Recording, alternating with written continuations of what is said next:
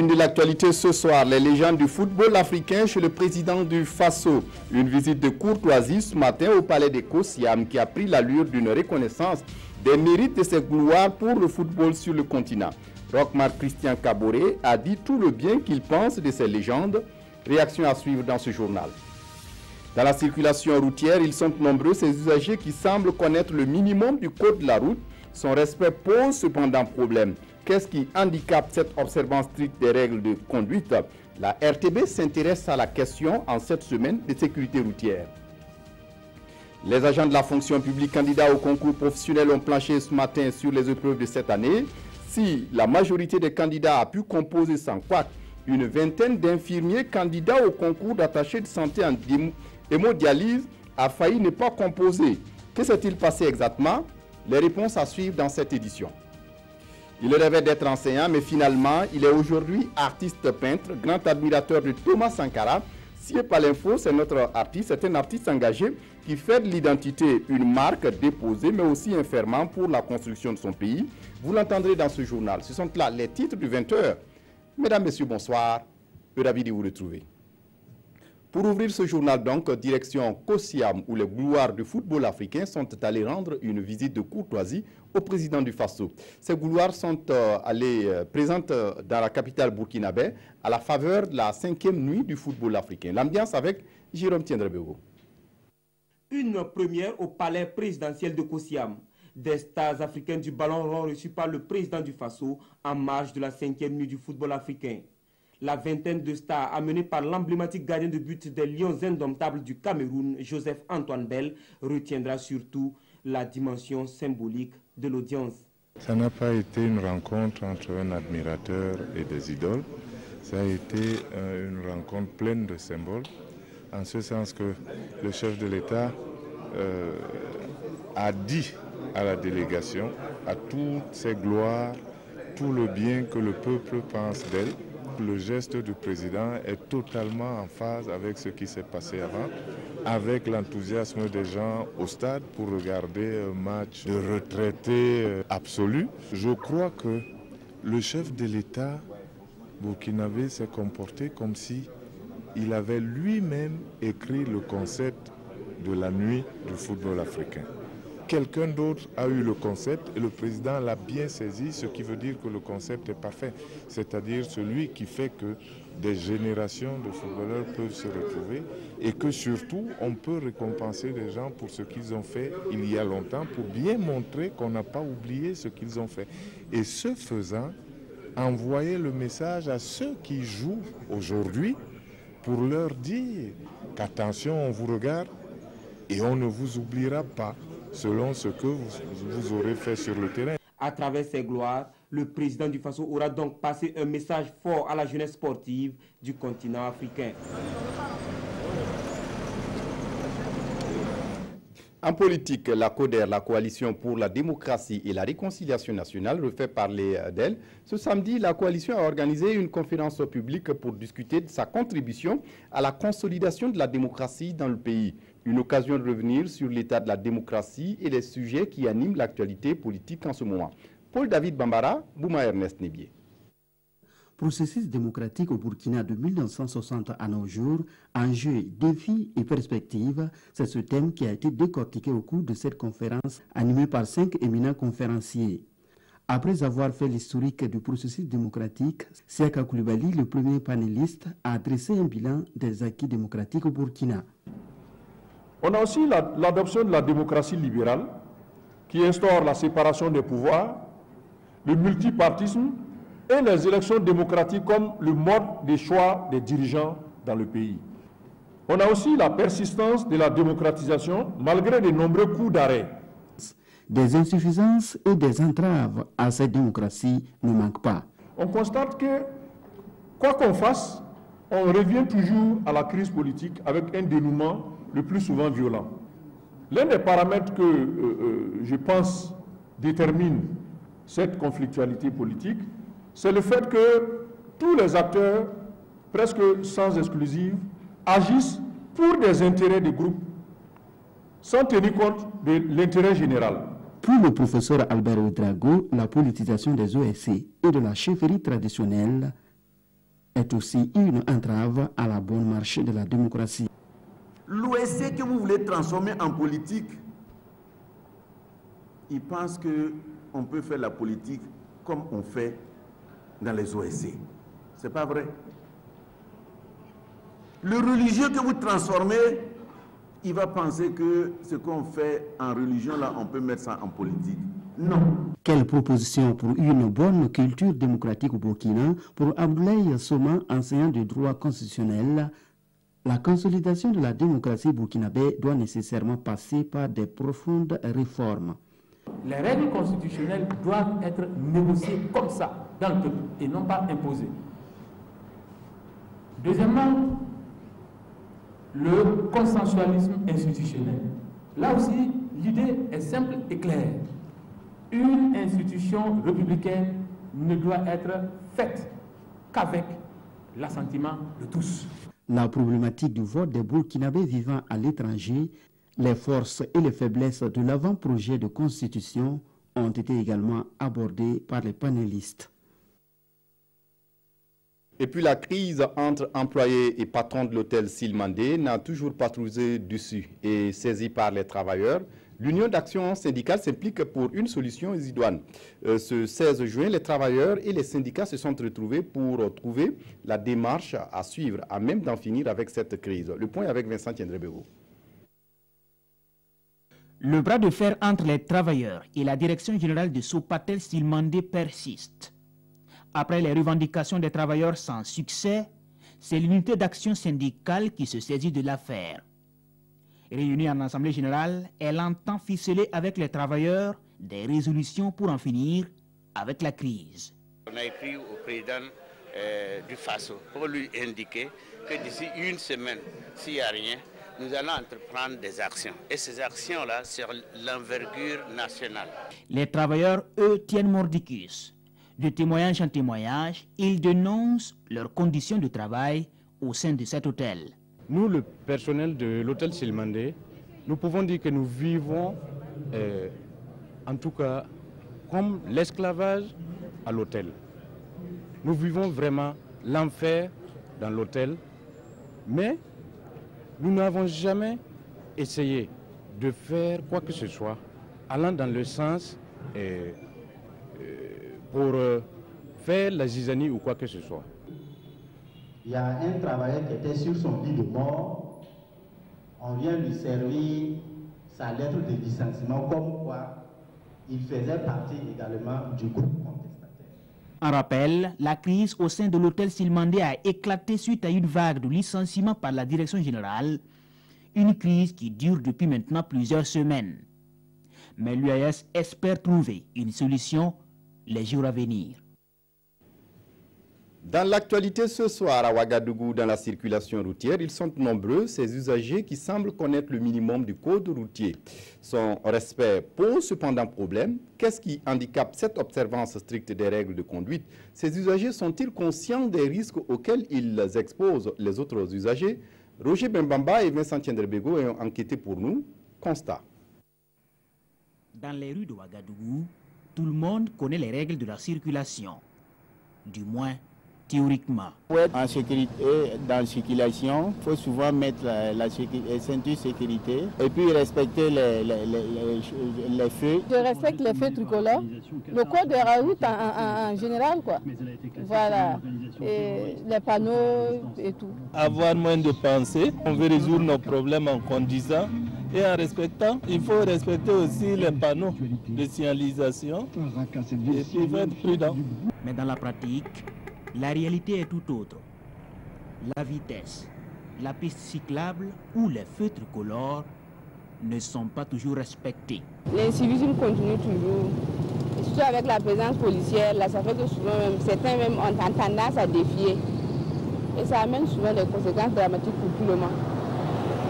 Et ce qui est triste, c'est que souvent, même si tu respectes là, même dans ton respect, on peut venir te couiller aussi. Je crois que c'est surtout l'étroitesse de nos voies qui fait que, malgré même la bonne foi des gens, souvent on est très coincé sur les voies, qui fait que, forcément vous allez rentrer en collision. C'est l'intolérance surtout. Les gens, quand tu es coincé, la moindre des choses, c'est quand même te laisser passer. Mais les gens, ils sont vraiment intolérants. Si on prend comme le Ghana, là-bas, par exemple, quand par exemple un piéton vient, quand il soulève sa main comme ça seulement, telle qu'en soit ta personne, tu vas t'arrêter, il va passer. La présence de la police calme souvent les ardeurs, mais dès qu'elle tourne le dos, beaucoup d'usagers de la route s'en tiennent à leur propre code de la route. Comme ici, la priorité au plus pressé. Nous sommes donc en pleine semaine de la sécurité routière et nous avons avec nous le directeur de la planification et de la promotion de la sécurité routière au ministère des Transports, Monsieur Casimir Sanou. Bonsoir. Oui, bonsoir, monsieur. Merci de venir nous aider à comprendre davantage ce sujet de la sécurité routière. Est-ce que déjà on peut faire l'état des lieux de la sécurité routière au Burkina? Qu'en est-il exactement? Ok, merci beaucoup, monsieur Kino. Merci de ces temps d'antenne que vous nous avez accordé pour échanger avec les téléspectateurs. Pour parler de l'état des lieux de la sécurité routière, on peut dire de façon générale pour ce qui concerne le cadre institutionnel et réglementaire, c'est un peu satisfaisant. Cadre institutionnel, pourquoi? Parce que les Nations Unies avaient recommandé à tous les États de créer des agences chefs de file de sécurité routière et des structures de coordination. Et au niveau du Burkina, nous avons créé depuis 2008 l'Office national de la sécurité routière et un cadre de concertation et de décision qui est le Conseil national de la sécurité routière. Côté cadre législatif et réglementaire, les comportements les plus symptomatiques d'accidents de la circulation routière sont réglementés. Il existe des tests, en tout cas que ce soit la vitesse, les principales causes, la vitesse, l'alcool, également le port de la ceinture de sécurité, port du casque, pour ne citer que ces principaux comportements à risque d'accident. Mais la réalité, c'est que les usagers ne respectent pas la réglementation. Et cela est dû à quoi? La principale cause, c'est que en plus de la sensibilisation, les contrôles sont faibles. Et au forum qui s'est tenu, forum sur la sécurité routière qui s'est tenu en 2012, du 10 au 12 mai 2012, il était ressorti effectivement la faiblesse des contrôles routiers. Et c'est en cela qu'on a fait un manuel de contrôle routier pour essayer de réorganiser les contrôles routiers. Mais à la faveur de la criminalité grandissante, les contrôles ont été renforcés, mais l'accent étant mis prioritairement sur les fouilles pour détecter les cas de terrorisme. Voilà. Sinon, ce qui doit être renforcé, c'est les contrôles routiers pour pouvoir effectivement faire appliquer la réglementation qui existe en matière de sécurité routière. On va y arriver, mais M. Sanou, aujourd'hui, d'aucuns pensent que pour l'éducation sur la sécurité routière, il aurait fallu l'inclure dans nos écoles, et qu'il y ait des modules dans les écoles, même à partir de la maternelle, pour déjà inculquer aux enfants le basique de code de la route. C'est juste, ils ont vu juste en proposant cela. Du reste, il y a déjà une directive de l'UEMOA qui date de 2009 qui impose aux différents pays membres d'inclure l'éducation routière à l'école primaire. Mais déjà en 2008, le ministère en charge des Transports avait fait élaborer un manuel d'éducation routière à l'école primaire.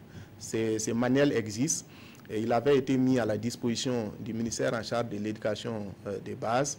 Je pense qu'un travail est en cours au niveau de ces départements pour former les encadreurs pédagogiques de sorte à inclure ça au niveau des écoles de formation des élèves maîtres. Si ce processus aboutit, ça serait généralisé dans les écoles.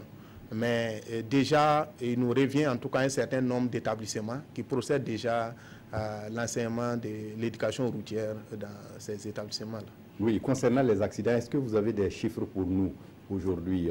Parce que souvent, les gens sont choqués quand on entend l'ampleur du phénomène à partir de certains chiffres. Ok, je vais peut-être donner principalement les chiffres sur le nombre de tués. Vous m'excusez du terme tués. mais c'est ce terme qui est consacré par les experts de la sécurité routière, justement pour choquer. On s'est dit que ce n'est pas des morts ordinaires, c'est des choses qu'on pouvait éviter. C'est pour cela qu'on utilise le terme tués. Je vais aller de 2011 à 2016 pour donner une vue d'ensemble du nombre de tués. En 2013, 2013 à 2016. 2013, nous avons enregistré au Burkina Faso 1125 tués dans les accidents de la circulation routière. En 2014, 954 tués. 2015, 950 tués. Et 2016, 852 tués. Et on a une légère tendance à la baisse du nombre de tués, mais un tué même déjà dans les accidents de la circulation, pour des choses des morts qu'on peut éviter, on s'est dit déjà c'est pas bon et des efforts doivent être faits. Et donc quand on donne les nombres de tués de façon anonyme, ça ne dit pratiquement pas grand-chose à des gens, mais pour ceux qui ont perdu leurs proches et qui attendent parler effectivement de ces chiffres aujourd'hui, ça leur rappelle quelque chose. Oui, et souvent les causes de ces accidents, c'est la vitesse ou souvent le non-respect des règles de conduite. Et pratiquement, on a une structure qui doit veiller sur la route à cela. Je parle par exemple de l'ONASER. Oui. Finalement, aujourd'hui, avec ce qu'on est en train de voir sur nos routes, on se pose la question de savoir à quoi sert l'ONASER. Ok. Merci beaucoup. L'ONASER sert à la coordination des différents aspects qui touchent à la sécurité routière.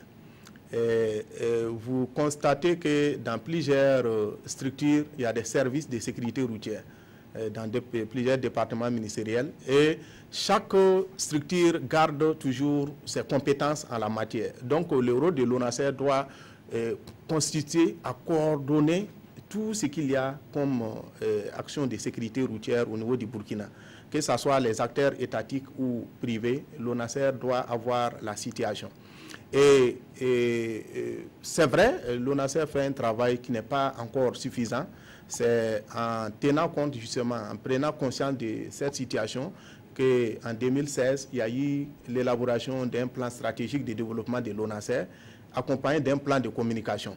Et vous voyez, cette année, il y a eu la première édition de la Semaine de la sécurité routière qui va se dérouler chaque année. Tout cela pour effectivement permettre d'avoir une plus grande visibilité et permettre à tous les corps, par exemple, de contrôle, de travailler en synergie. Puisqu'à Bobo, la police nationale, la police municipale, la gendarmerie nationale et l'ONASER ont travaillé vraiment en synergie pour mener ensemble les opérations de contrôle et de sensibilisation sur la sécurité. Monsieur, ça nous mène à comme l'impression que le laxisme est un ferment à cet incivisme sur nos routes. Prenons un exemple, un camion borne peut quitter Ouagadougou, arriver à Bobo-Dioulasso sans être inquiété par les contrôles. Comment vous pouvez expliquer cela? Est-ce qu'il n'aurait pas fallu un peu plus de fermeté? Oui, effectivement, il faut beaucoup plus de fermeté dans les contrôles.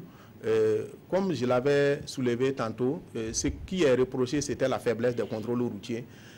Maintenant, de plus en plus, les contrôles ont repris, mais s'il n'y a pas suffisamment de postes de contrôle consacrés au contrôle routier, en dehors du contrôle de la grande criminalité, les postes consacrés au contrôle routier ne sont pas encore suffisants.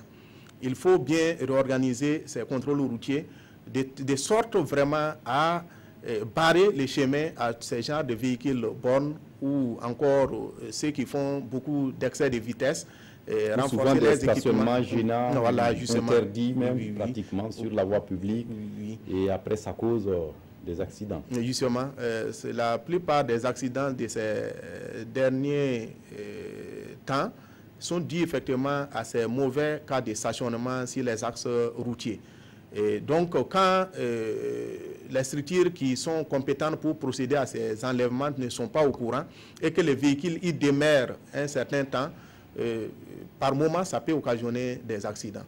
Voilà, donc, nous avons en tout cas à Bobo, par exemple, on a procédé à beaucoup d'enlèvements de ces véhicules pour rendre la circulation beaucoup plus fluide. Okay. Et il reste entendu que la semaine se poursuit et donc d'autres informations pourront être données au cours de cette semaine dans le but de la sensibilisation. Merci à vous d'être venu. Je rappelle que vous êtes M. Casimir Sanou et vous êtes directeur de la planification et de la promotion de la sécurité routière au ministère des Transports. Merci d'être venu nous donner tous ces éclairages.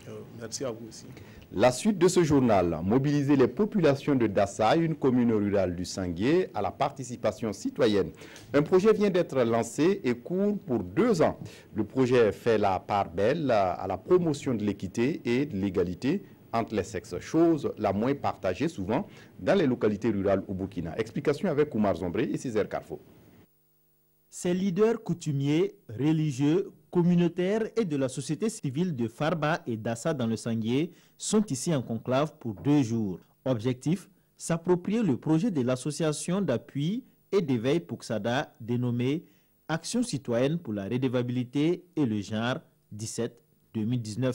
Avec tous les mouvements de désobéissance citoyenne que le pays a connus, je crois que c'est de bon ton d'organiser un projet de ce type visant à mobiliser les acteurs citoyens pour une plus grande participation et à la gouvernance. Ce projet fait aussi la part belle à la promotion du genre, notamment sur l'égalité et l'équité entre les sexes, chose qui n'est pas toujours partagée dans les localités rurales. À titre d'exemple, sur la vingtaine de conseillers municipaux que compte la commune rurale de Dassa, il n'y a qu'une seule femme. Et le premier responsable de la commune espère qu'avec ce projet, la donne va changer. Je pense qu'à l'issue vraiment des 3 ans d'activités qui seront menées ici, que surtout au niveau des femmes, elles prendront conscience de leur rôle qu'elles doivent jouer pour le développement de la commune. Parce qu'elles sont les plus nombreuses, mais malheureusement, elles n'ont pas de pouvoir de décision.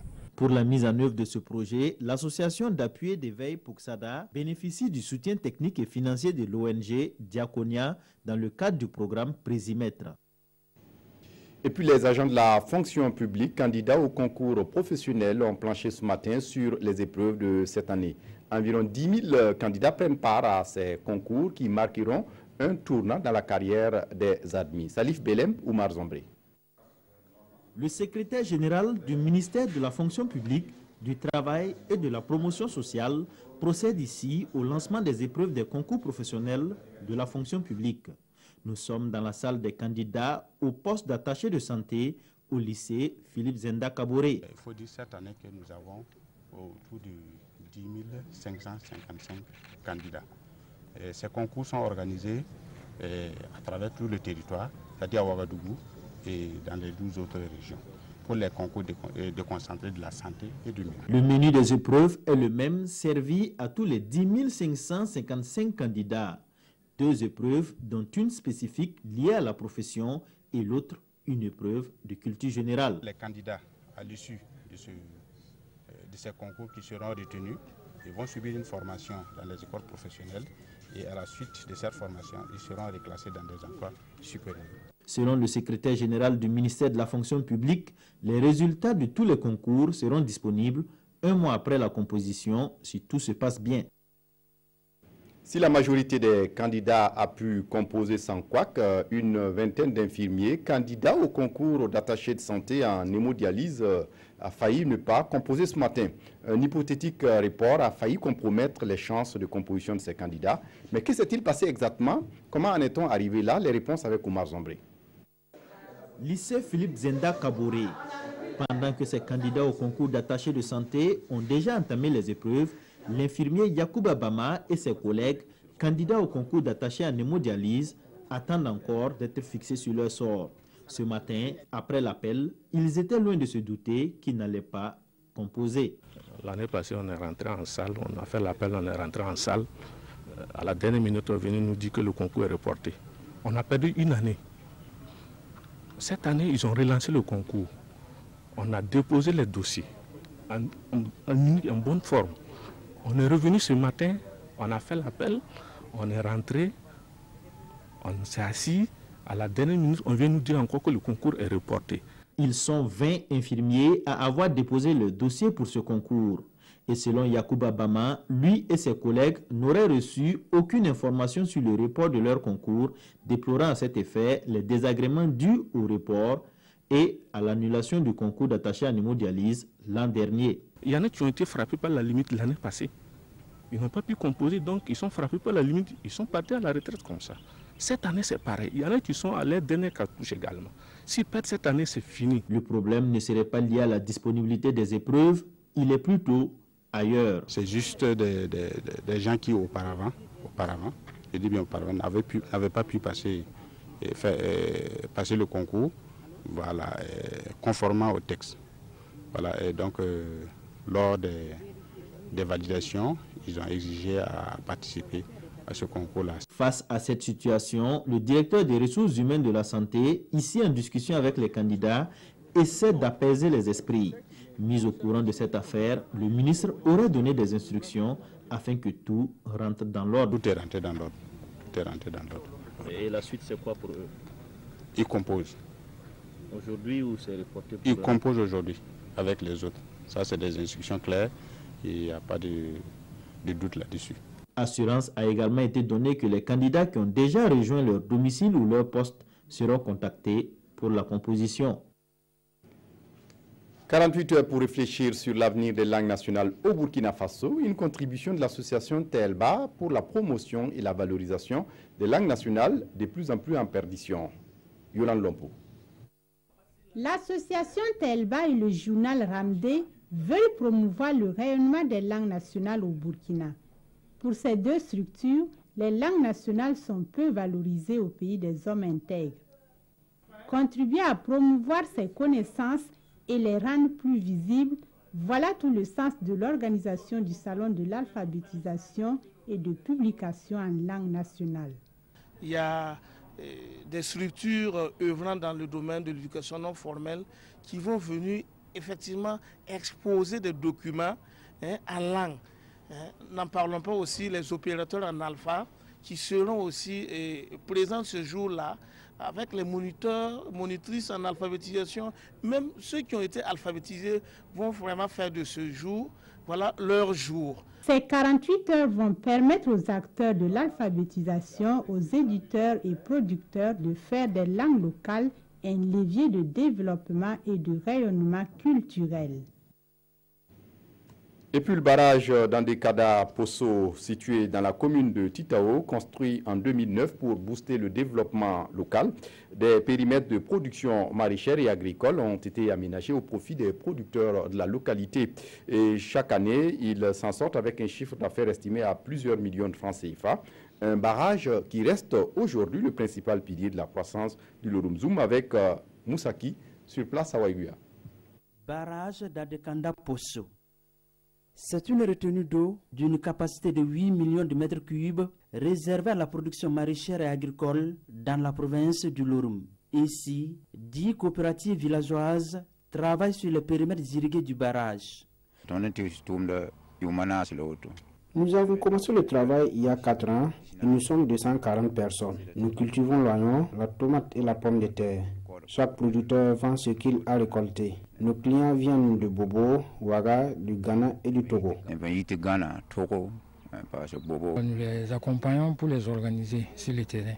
Et nous avons déjà pu mettre en place près de 10 coopératives sur les sites. Et ensuite, nous allons les accompagner également pour l'acquisition des intrants, c'est-à-dire les semences et puis les engrais pour la production. Et par la suite, nous les suivons tout au long de la campagne pour la mise en place effective des cultures et le respect même des itinéraires techniques. Des productions qui permettent aux 5 villages environnants, à savoir Poso, Adekanda, Bagala Mossi, Bagala Marseille, Ngani, de faire de bons chiffres d'affaires. Cette année, sur l'oignon, on a gagné environ 13 à 14 millions. La pomme de terre, on a eu 5 millions et quelques. Sur la tomate, on a produit ça très tard, quoi. Donc, on a acheté ça bien, mais on n'a pas gagné beaucoup, quoi. Donc, ça ne dépasse pas 1 million et quelques. Le barrage d'Adekanda Poso a été construit dans le cadre du projet de valorisation de l'eau dans le Nord. Il est aujourd'hui un véritable laboratoire pour les meilleures pratiques d'irrigation au Burkina, avec des canaux à vannes et le système de pompage d'eau sur les périmètres de production. D'emblée, on a pu faire un permis de 30 hectares tout de suite après la mise en eau du barrage, voilà, qu'ils exploitent depuis 2014. Bon, autour de ces périmètres irrigués, qu'on appelle périmètres pilotes, bon, ils ont déjà tiré des profits. Donc, mais à terme, nous, on va faire 200 hectares, puis les 30 hectares sera 230 hectares. L'État a fait quelque chose et les communautés doivent assurer sa pérennisation.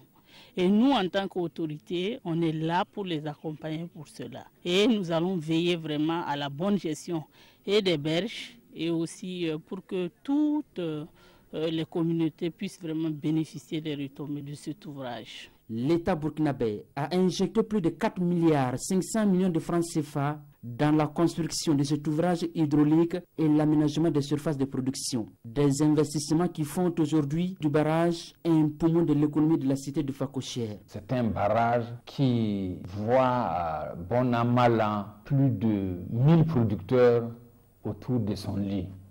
Il y a les maraîchiculteurs de Titao, d'autres de la région du Nord, voire même au-delà. Il y a des producteurs qui viennent du plateau central pour venir exploiter ce barrage-là.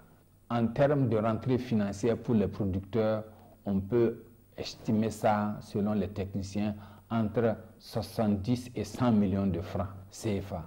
Donc c'est dit que ce barrage-là a une importance capitale pour notre commune et même les communes avoisinantes de Titao.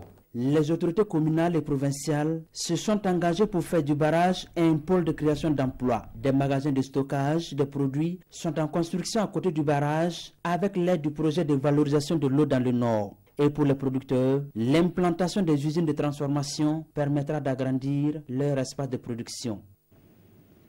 Et puis la campagne 2017-2018 du Jatropha vient d'être lancée ce week-end à Bantogo. C'était à travers une plantation et des exposés sur les vertus de cette plante. Le film La cérémonie avec Oumar Zombré. La campagne de plantation de Jatropha, de Mungbin et de Moringa est officiellement lancée.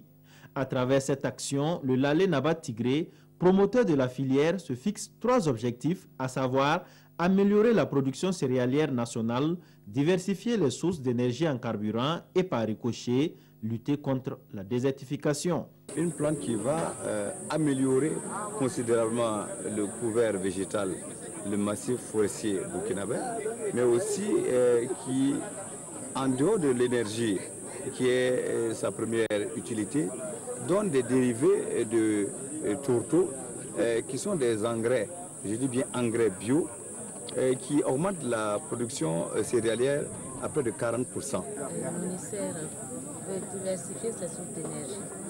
Donc, c'est pour faire cultiver les Jatropha en grand nombre, en fait, et pour pouvoir produire le biocarburant qui peut servir bien dans les coopératives d'électricité. Le lancement de cette campagne à Bantogodo est marqué par une démonstration des qualités de ces jeunes plants par le Lalé Naba. Ça augmente même la production de maïs à 40%. Et aussi pour le céréal. Du moins, comment on appelle le sorgho, le petit mil, tout ça. Si vous mettez le tourteau de Jatropha, ça augmente la production. Cette année, le promoteur de la filière lance un concours en vue de récompenser le meilleur producteur de ces spéculations avec pour critère l'utilisation d'engrais bio et le rendement. Dans l'actualité ce soir, ce portrait d'un jeune artiste peintre étudiant en lettres modernes, Sié Palinfo, c'est son nom, est aussi dessinateur. Ses œuvres s'apprécient bien, mais le chemin pour y arriver a été long. Allons à sa découverte avec Zoubavier David Abiré. Il rêvait d'être enseignant. Il est aujourd'hui artiste peintre de profession, étudiant en 2e année de lettres à l'université Ouaga 1, Joseph Kizerbo. Entre ses ambitions d'enfance et les dures réalités familiales, Sié Palinfo alias Sié Décor a dû opérer des choix pour assurer sa survie et surtout poursuivre ses études. À mon CM2, il n'y avait pas quelqu'un pour payer mes études. J'ai été à Bobo où j'ai travaillé dans une buvette. Et en même temps, dans la cour où je logeais, il y avait un calligraphe. Voilà, c'est là-bas que je partais travailler. Je descendais à 14 h et je venais, je suivais. J'ai fait pratiquement 26 jours à l'atelier. Voilà. 26 jours, c'est là-bas que j'ai appris la calligraphie. Mais comme je savais dessiner, arrivé, j'ai essayé d'appliquer avec le pinceau. Dès les premières œuvres, le jeune artiste peintre affiche son talent en dressant des portraits de leaders politiques et sur commande pour subvenir à ses besoins. Il vit désormais de son art, un art qui se veut engagé selon Sié Palinfo. Je me suis identifié au leader africain. Pour moi, c'est faire connaître au maximum Thomas Sankara. À travers son image, quand je fais un t-shirt de Thomas Sankara, quand quelqu'un voit ça, il va chercher à connaître l'homme, qui est l'homme.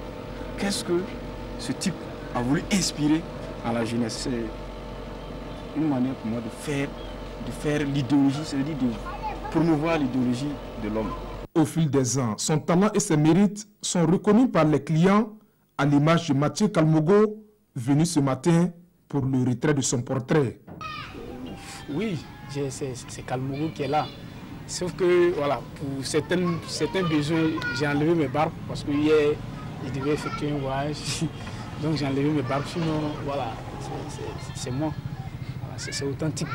Aujourd'hui, le jeune peintre se définit comme un étudiant entrepreneur culturel.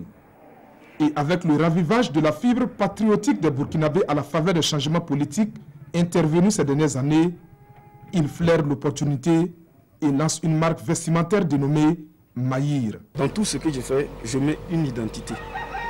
Voilà, Mahir c'est un Dagara. Mahir ça veut dire chez moi. Voilà, chez moi, vous voyez que j'ai traduit ça en bas là, ma patrie.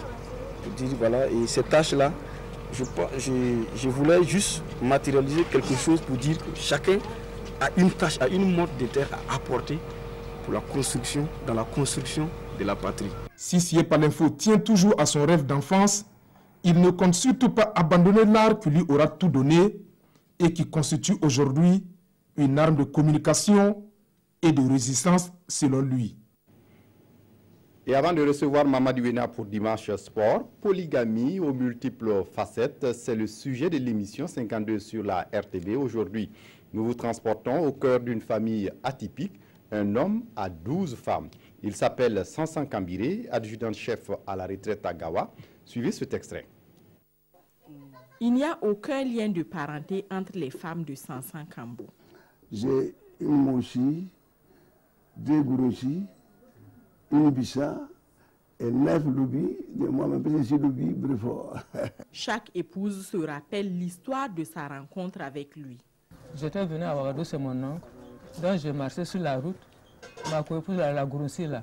Il m'a montré au patron que c'est mon esclave.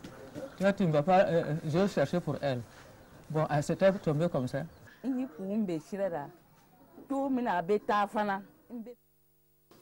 Je l'ai rencontré en ville. C'est sa démarche qui m'a plu. Moi aussi, je lui plaisais. Il m'a invité, on a bien causé, on a ri. Il m'a proposé le mariage, j'ai accepté. Il n'y a pas de secret, je vous ai dit, d'abord, l'art de ma beauté.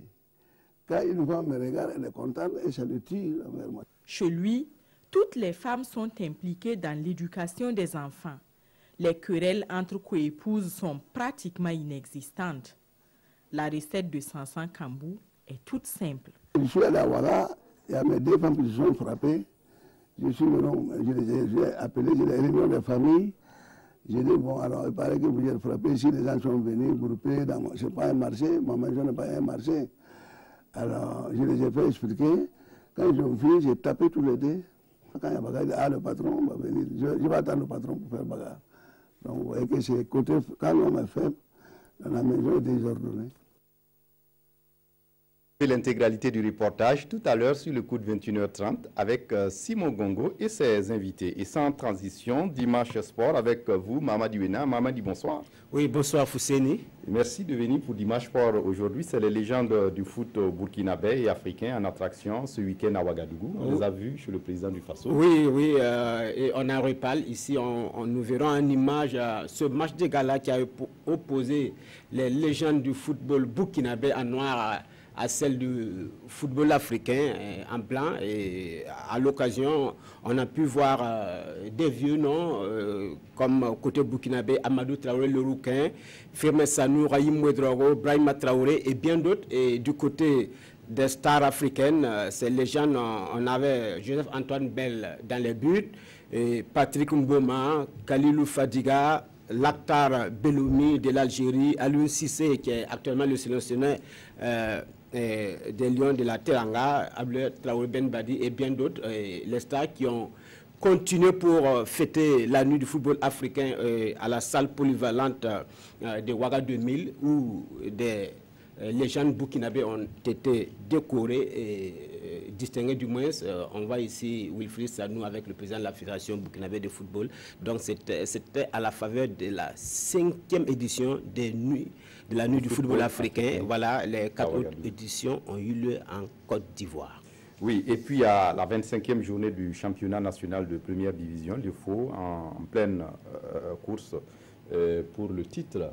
Oui, le FO qui cherche le titre depuis plusieurs années, le FO qui est en perte de vitesse dans la phase aller, et actuellement le FO a le vent en poupe, le FO qui vient d'allier une 5e victoire d'affilée en championnat cet après-midi, voilà, le BPS, voilà, en battant le BPS par un score de 2-0, un match qui a été retransmis en direct sur la RTB, et grâce à cette victoire, l'EFO conforte sa 2e place dans le championnat. Et nous allons donner d'abord les autres résultats. COSAF USCO qui s'est joué vendredi, 0-1 en faveur de l'USCO qui est venu surprendre COSAF. AGEB USFA 3-1 en faveur de l'AGEB. ASFB USO 1-0 pour l'ASFB. L'ASFB qui gagne au moins une victoire dans cette phase allée. Depuis février, l'ASFB n'avait plus gagné en championnat. AS Poli RCB, c'était cet après-midi au stade du 4 août, 2 buts partout. Santos FC RCK, 1 but partout également. L'AS Sonabel qui bat l'AS Fayenga 2-1 et Raimo, Majestic FC, Raimo FC, 1-3 en faveur de Raimo. Le RCK, malgré ce match nul, reste leader avec 51 points, mais voit l'EFO grignoter des points. Et l'EFO qui est actuellement à 4 points du Rai Club, deuxième avec 47 points. Et il faut dire que la prochaine journée, la 29e journée, on aura un certain EFO RCK et ça va être déterminant pour le titre. En attendant, le RCK est toujours leader et au niveau du maintien. 14e BPS, 24 points. 15e COSAP, 23 points.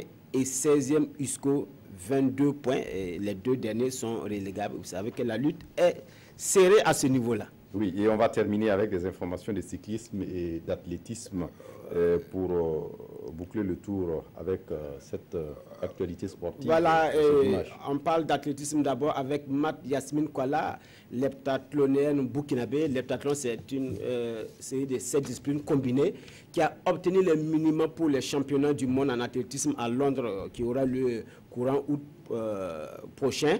Et Matt a battu le record du Burkina qui était de 5962 points. Elle a engagé cet après-midi au meeting de Kladno en République tchèque 6230 points, alors que le minimum était, la barre était à 6200 points pour pouvoir aller à Londres, se qualifier pour Londres. Donc c'est la première athlète burkinabé à pouvoir avoir le minimum pour se qualifier en athlétisme. Et le deuxième, quand on met les hommes dedans, après Idrissa Sanou en 2004, à se qualifier directement pour une compétition mondiale. Et pour finir avec le cyclisme, on a couru le championnat B ce matin sur le boulevard Charles de Gaulle. Et Nontaba Club de Oundé s'impose avec Seydou Sanga qui a rappelé la mise aux autres concurrents. Merci à vous, Mamadou Wena, d'être passé pour l'actualité sportive de ce dimanche. À dimanche prochain pour un autre dimanche de sport. Oh oui, Foussene, mais en attendant, demain, Christelle Davré Paré va nous donner le magazine des sports, pour le magazine des sports, voilà, sur le coup de 21h. Avec le développement de tous ces titres. Voilà, c'est tout pour ce journal, mais avant de se séparer de vous, cette brève, un centre de villégiature a été pris d'assaut ce soir dans la banlieue de Bamako au Mali. Un centre fréquenté par des Maliens et des touristes étrangers. Le dernier bilan disponible fait état de 2 morts et des douzaines d'otages auraient été également libérés. Voilà, c'est tout pour ce journal. Merci de votre attention. Très bonne suite de programme sur la RTV. Au revoir.